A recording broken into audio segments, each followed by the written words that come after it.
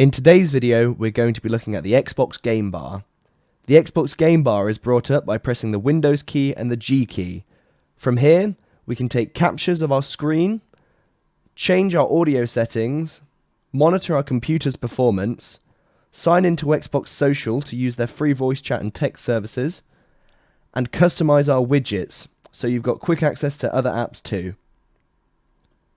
There are more settings in the Gamebar, which can change how your computer is going to run things and what it records in the background. I advise you check it out yourself. This is a very useful feature on Windows. Thanks for watching. Visit Kazzicom.com for information on IT support, cloud solutions, Office 365 and many more services.